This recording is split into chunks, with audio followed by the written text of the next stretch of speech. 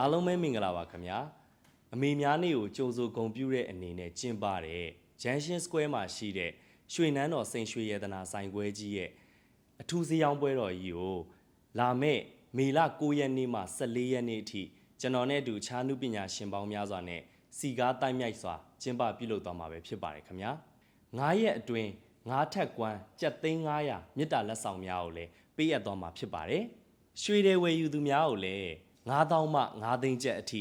စိန်တွေဝယ်ယူသူများကိုတော့3သိန်းမှ10သိန်းကျပ်အထိမြစ်တာလက်ဆောင်များပေးအပ်သွားမှာဖြစ်ပါတယ်ဒါအပြင်စိန်တွေဝယ်ယူသူများကို25% discount ပေးပြီးတော့အယောင်းလဲကိုလည်း0% လုပ်ပေးဦးမှာဖြစ်ပါတယ်ခင်ဗျာရွှေနန်းတော်ကနေစိန်တယ်များဝယ်ယူထားပြီးပြီဆိုလို့ရှိရင်ပထမနှစ်ကိုအမြတ်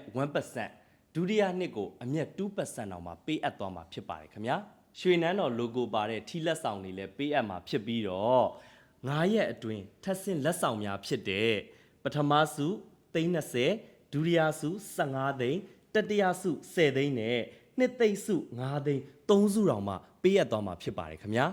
ဒါအပြင်9သိန်းဘိုးကိုဝယ်သူပဲဖြစ်ဖြစ်ရောင်းသူပဲဖြစ်ဖြစ်ရွှေနန်းတော်ကနေပြီးတော့ကျပ်သိန်း1500တန်ဖိုးရှိတဲ့ကူပွန်လက်ဆောင်များကိုလည်းပေးအပ်သွားမှာဖြစ်ပါတယ်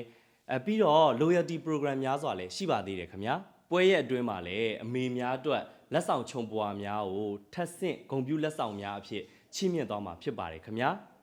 ဒါကြောင့်မလို့ Junction Square မှာရှိတဲ့ရွှေနန်းတော်စိန်ရွှေရတနာဆိုင်ခွဲကြီးရဲ့စိန်ရွှေရတနာဈေးရောင်းပွဲတော်ကြီးကိုလာရောက်ခဲ့ဖို့အတွက်ကျွန်တော်ကောင်းမြတ်ဆန်နေပြီးတော့ဖိတ်ခေါ်လိုက်ပါတယ်အားလုံးတွေ့ကြပါတယ်ခင်ဗျာကျေးဇူးအများကြီးတင်ပါတယ်